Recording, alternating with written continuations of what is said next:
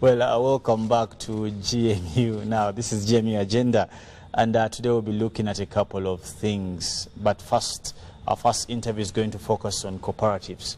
Now, of course, in studio, I'm joined by Rita, usual suspect, Robert Chirabo Nyonyintono, and of course, one of, I'll call him an expert.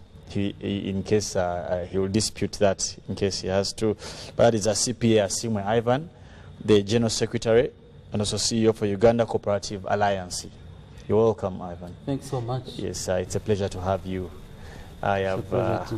It's always good to have people with expert knowledge about issues, mostly issues of national importance. Now today we speak in cooperatives. I bet Rita was born when these cooperatives were quite vibrant. My grandfather and she was born because Ugisu still exists. So she was born when they were. Possibly. Ugisu Cooperative but is still there. 1954, I think. Yeah. But say when they still exist. So we have one that is still existing, though the leadership challenges of course, well. vibrant, because at some point in Uganda I am made to understand that cooperatives were the thing. Yes. It was the thing. But today we have a lot of challenges. You would, as the saying is that they will send you for a cooperative and to be like sending you for a needle in a field. They are not anywhere to be in existence. Their effect is not met. And of course, with the number of people today, we believe the circles today have actually replaced the cooperatives. One would say that, but circles are cooperatives as well. No. Yeah, but anyway, now starting from that particular point, let us ask Mr. Asiimwe to give us a brief insight about what is a cooperative, so that we either approve a circle as a cooperative, as Robert is saying. Yeah. So and also for our viewers to understand what is a cooperative. Thanks so much, and good morning, viewers. I'm really happy to be here, and Happy New Year to everyone. Thank you. Happy New Year to you. I'm Ivan Asiimwe, General Secretary, Uganda Cooperative Alliance, and it's good that you're calling me an expert because professionally I'm a cooperator. Okay. I did this from Moshi University. Wow. And we are very few. I even happen to be a president of the Association of the Professional Cooperators in this country. Wow. So a cooperative is an autonomous association of persons united voluntarily to meet their social, economic, cultural needs and aspirations through a jointly owned and democratically controlled enterprise. A cooperative is member-owned, member-used, controlled and benefiting the members. Now in Uganda we have various forms of cooperatives whereby you talk about agricultural cooperatives like Bugis Cooperative Union, Banyankole Kweterana, Masaka Growers, Wamara, name them. We have financial cooperatives which are SACCOs. A SACCO is a savings and credit cooperative organization. Then we have cooperatives into energy, like the one in Ichegegwa, like Paida Abim Cooperative Union. Those are into energy. We have cooperatives in housing, and they have even gone ahead to form a union, which is the Uganda Housing Cooperative Union, whose membership are cooperative societies at that level. Then we also have cooperatives into mining. We have cooperatives in service delivery, in health. So in other words, cooperatives are in all sectors of the economy, handling very many enterprises. Okay. Yeah. Now, with that very quite rich introduction to what cooperatives are, the first question one would ask, what went wrong? Thanks so much. Before I go to what exactly went wrong, we need to understand the history of cooperatives. Yes. Cooperatives in this country date way back in 1913. And why cooperatives were formed, it was because Ugandans were exploited and pushed to the door. And they said enough was enough by then. 4 farmers in the current district of Chiboga at Singo, they opposed the colonial government and the Asian traders, how they were mistreating them, and they formed the first cooperative society, China Korea. In 1920, 5 groups in Uganda sat at Mengo and agreed to form Uganda Growers because of that exploitation. So in other words, most of them, they all started around the Uganda region. And then, since then, we see cooperatives grow. But the colonial government was not happy. Because as you know, politicians can never be happy when people are empowered, when people come together. Yeah. So they were not happy by then. That's why they were denied a law. From 1913, around 1935, when the farmers, through their cooperatives, wanted to make a law to regulate the operations, they were suffocated, and they didn't proceed. Until 1946, that's when we have the first cooperative ordinance. But this ordinance still was made in the interests of the exploiters. They didn't want the Africans to unite to develop Africa. Oh, yeah. So until 1952, when Andrew Cohen came here as a governor, and because the farmers were not satisfied with the law, they presented it to the governor, who formed a committee, and on the 11th of June 1952, a report was issued.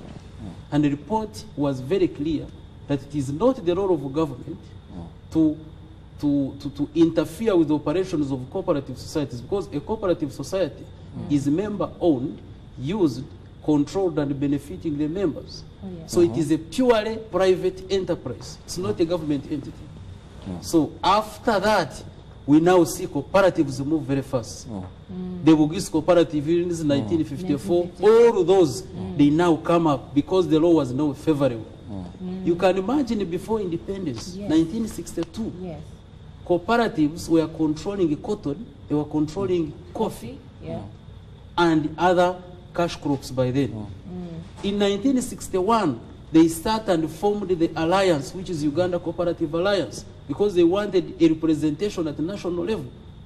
In 1963, government realized that there was need to develop the local content, and they formed the Cooperative College at Bukarasa, which later went to Chigu. Yes. Then in 1964, cooperators, because they were very strong, they had money, they formed their bank, the Cooperative Bank of Uganda.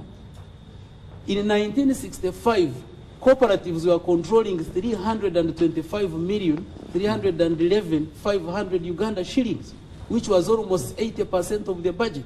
Yes. Meaning that cooperatives were controlling the economy, and the economy was in the hands of Ugandans. You cannot claim that Uganda has developed when the economy is in the hands of foreigners. That's a lie. So it is the cooperatives that can help Ugandans Revive its economic power. revive the economy and let the economy be in the hands of Ugandans. And that was there by then. Then, around the 1970s, political turmoil. And because the cooperatives were controlling a lot of assets, they had wealth, they were targeted.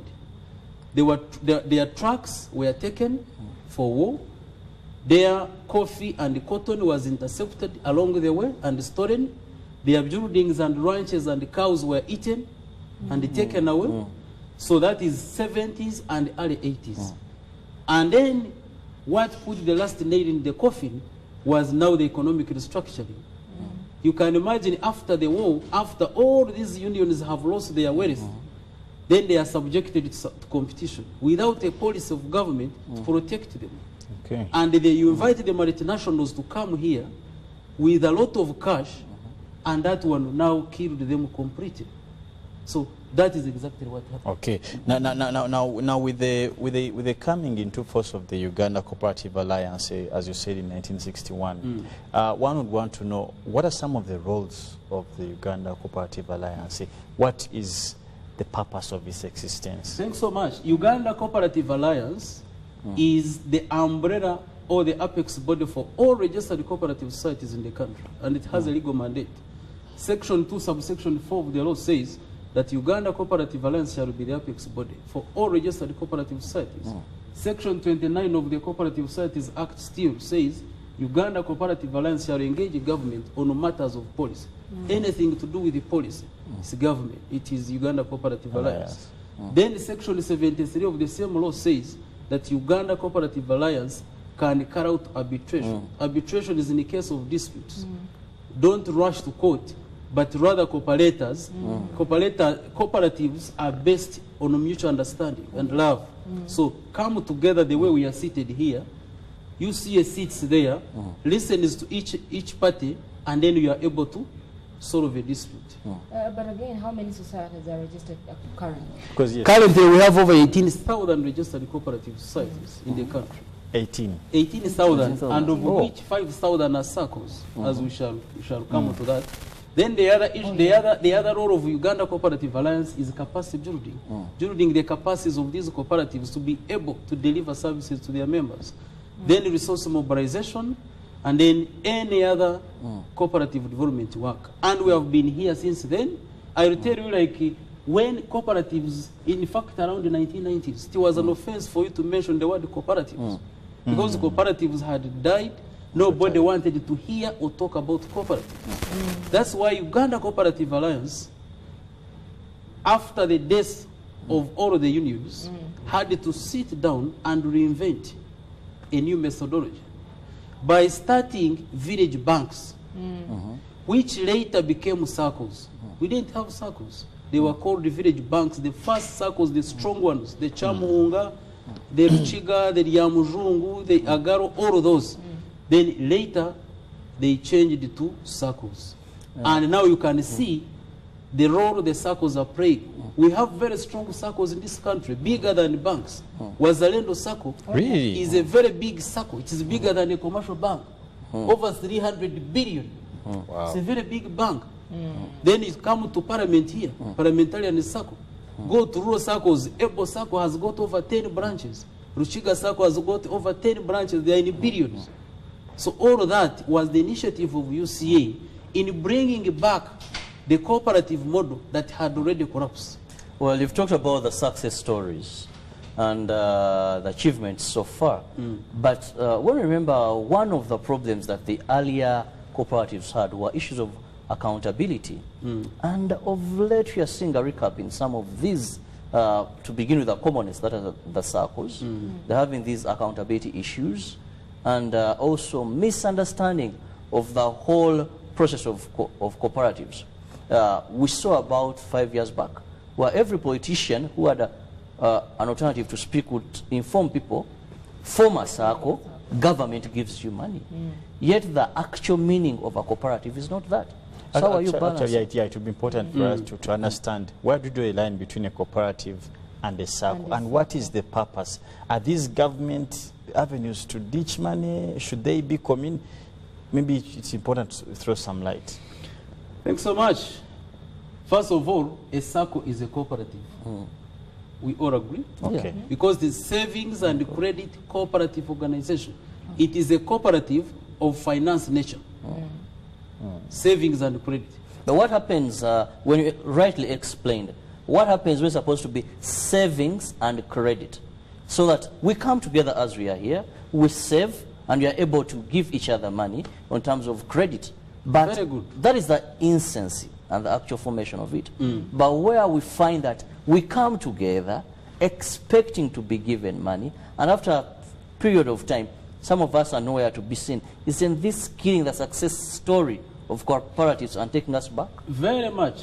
I have been telling people, any cooperative in courts that is formed because you have been told to form and access any resources, that is not a cooperative. I have my terminology, which is the Beggars Association, not a cooperative. It's not. Because a cooperative is member-owned, member-used, member-controlled, and benefiting members. 4. Now, talk about control. If you started, I'm a finance expert, I'm a chartered accountant. Now, the degree of control, the moment the external funds are more than the internally generated funds, then you lose control. That means that's not a cooperative already, because you have lost control. If you start, like now, if we started the circle here, and the government gives us 500 million, but for us, we have only mobilized 1 million as our capital. That's not a cooperative. Why? We don't have control over it. because 90% of the equity is coming from outside, not generated by us as cooperators. No. Like I told you, why cooperatives were formed in this country and world over is because you have a need. Savings and credit. We are here and we feel we need to save our little money and access credit. By the moment you turn it into credit and savings, then it is not a circle. But again, how actually do you lose control over that, especially for circle groups that have been created before and probably maybe government comes in to give a hand? Me, I believe if you have all your documents and you know the shares that everyone has in the circle group, me, I believe it is just a way of motivating people. Boost. And exactly, it is a boost. And in most cases, we form these circles to begin investing in some other activities, in some other economic activities that can actually bring more funds to us, to ourselves. Me, I believe it's just about the mentality and it's about the aims or the reasons that the circle was formed onto. Me, I believe it can actually... I think you have watched on TV where after some people have been given money in their circle, The circle is before dissolved. even a politician leaves, the members are fighting for the money. Yeah. Because it is not owned by It is them. not their money. They feel they now need to grab it and take it away. If you want, that's why the Right, first that's- cooperative unions in this country were and are still strong. Why? Because they were based on the principles. Talk And actually, about that is what I Bugisu was about Cooperative to say. Union. This is a union that started in 1950s. Despite the leadership challenges, but it has still remained. Why? Because it is based on cooperative principles and values. And probably that is what our people should be educated. Yes, and my friend, I would want to tell you, any money that has not been generated by yourself, you can never value it. Is a problem. It's a problem. So it is better I make my own money. That's why, like, if you can compare. So do you actually discourage funds from government, probably External maybe funds exactly that are to not get into the members' circles? contributions. I totally discourage it. I want members to generate their own money. I was a general manager of a very big circle for 8 years. For me, I said to hell with donations and grants. I must generate money from the members themselves. And I did it practically and it worked. And the circle is very strong with over 8 branches. Okay. Once the members mobilize their own resources, then they know this is our money, they can control it. But if the money comes from a donor, any donor, I tell you, people will scramble for it.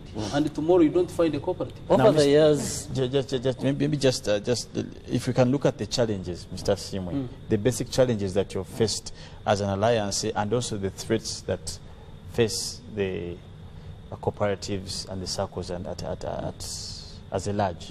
Yes. Some of the challenges. Yes. Of course, one of the challenges, one is about leadership. There is a leadership crisis, and it's not only in cooperatives, but almost everywhere. There is a leadership crisis, so that one we cannot dispute it. But as you see, we are trying by all means to make sure that we streamline. However, this is based still on regulation and supervision of these cooperatives. Because in early days, we had a fully fledged ministry for cooperatives with structures from national up to grassroots level, up to sub-county level. We had the cooperative officers. Now, when there was restructuring, the whole ministry was overhauled. The entire system was overhauled. Now, along the way, government remembered that, no, we need some people to take care of these cooperatives, who are now the district commercial officers. But by law, they are supposed to be district cooperative officers, not commercial officers. Cooperatives fall under the Ministry of Trade, Industry and Cooperatives. But the district commercial officers are recruited by the District Service Commission. They fall under production and marketing. They are responsible to the chief administrative officers in the Ministry of Local Government. So how do you expect a streamlined structure? And the moment there is that, then there is laxity in areas of supervision and monitoring of cooperatives. Then the leaders take advantage. Last time there was a case in the court, And the manager of a cooperative was challenging a district commercial officer because by law, he's not reflected anywhere. So there is a very big problem. The other challenge we have, of course, is financing. People are poor. We all believe people are poor. Now, this is what I advised the government in 2006 when they were forming the circles per sub-county, that methodology. I said, yes, this is a very good idea. But what do you want people to save? Do they have the money? Before you think of a circle per sub-county, look at the production arm. Because you want me to save. Yes, you are right. But do I have the money to save? If I don't have food to eat, how can I save? Now, you are telling people, okay, access credit for what? For marrying more women or for putting into production? So there is that mismatch. Okay. People are poor and hence they don't have money to put into their cooperatives to be able. The other challenge is policy, government policy. I will give you a scenario of Brazil. Brazil, it is a policy that government procuring agricultural produce, 30% must come from cooperatives. It has also come to South Africa. Now, here in Uganda, one individual, which is now capitalism, goes to farmers in Kasese, buys maize at 200 shillings, and supplies the same maize to government at 2,000 shillings. So it means you are enriching one individual at the expense of the majority. But if the policy was there, whereby the farmers in Kasese come together, have their union in Nyakatonzi is there, then they supply to government, then they are able to make more money. You know, when you are talking about the middle income status, then you need to understand who is coming into that status. Is it an individual or Ugandans? So how do you bring them there? Then collectiveness is the methodology. Yeah. Now we saw so much being lost. So much was lost at the demise of cooperatives. Have there been any government efforts? What has government tried to come in and assist in reviving the existence or to compensate or any form of... Or maybe the current fate of the cooperative. Yes. Yes, like I said, during the wars, cooperatives lost a lot. Their inventory in terms of lorries, those are trucks, buildings, biological assets, most of them. Some have been compensated, but the majority have not been compensated. Even those who have been compensated, they have just been partially compensated. And that one has greatly affected them because they cannot come up since they lost a lot during the wars. Now, talk about the cooperative bank. I tell you, it is a very big story. Myself, I've been in the media everywhere. Yesterday, you were watching when the lawyer, the lead counsel, could not even explain documents. And someone is saying, we did A, B, C, D without 2 minutes. Such things. The same thing happened to Cooperative Bank. Cooperative Bank that had been started by cooperators in 1964 was closed on the 19th of May, 1999 without any justification. The only reason we have is that it was insolvent and undercapitalized. But what is that insolvency? What is that undercapitalization? Why didn't they give the opportunity to cooperators to contribute the money and capitalize their bank? Now, having closed this bank, why is it that many years down the road, they have never given us a liquidation report? UCA wrote very many letters to Bank of Uganda wanting to know what happened to their assets. You can see this building below Mapera House. It was a building for Cooperative Bank. This was a bank that had branches all over the country, had a lot of assets. The assets were just taken over. We don't know who took them over. You can imagine someone selling loans to the tune of 93% discount. It is madness. It is madness. So unions lost a lot of money because this bank was owned by unions. UCA alone lost over 2 billion in this bank. But to date, we don't know the fate of our assets. We have never been availed with a report. So you can imagine. So those are issues. Very demotivating. As an umbrella organization unifying cooperatives in this country, cooperatives have a very big role to play in development. True. But equally, they handle finances. They handle collective responsibility of other people. have you taken measures of training these cherished 18,000 plus cooperatives? Because we're seeing so many mismanagement issues. As Uganda Cooperative Alliance, we have tried. Of course, we don't have any budget allocation from government. We are purely dependent on partners and internally generated funds. It would be the role of government, and I tell government, it is your role to make sure that these cooperators are trained. You build the capacities of these people. There is no way you can talk of a developed economy without investing in the local content.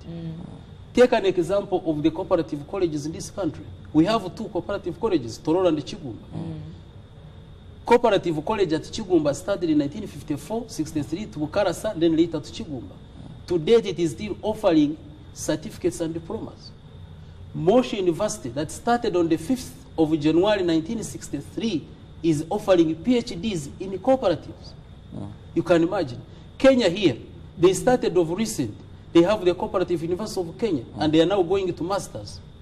So if you want to really revitalize and have strong cooperatives, then you need to invest in education. For us, we have taken the initiative of signing an MOU with the National Curriculum Development Center, because I'm telling Ugandans, if we want strong cooperatives in this country, then let us teach cooperatives at secondary school level. Senior 1 to senior 4, you already understand what cooperatives are. You remember you were asking me where the circle is a cooperative. That wouldn't be a question. Now we would be asking, how do we support our circle?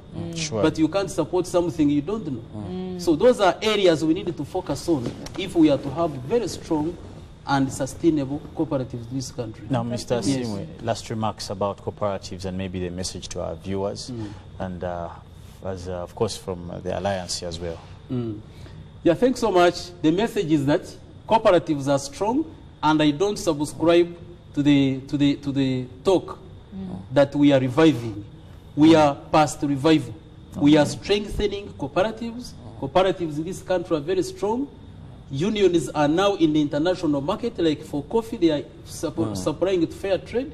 Circles are now stronger than banks. So what we need is to have a dedication, have a mind that cooperatives is the way to go if we are to socially and economically transform this country. To politicians, let's give the cooperatives their independence and autonomy for them to operate and serve their members. Thank you so much, Asiimwe, Rita, and Robert, for that particular discourse. Now we will take a break and we'll be back with another interview. Good morning.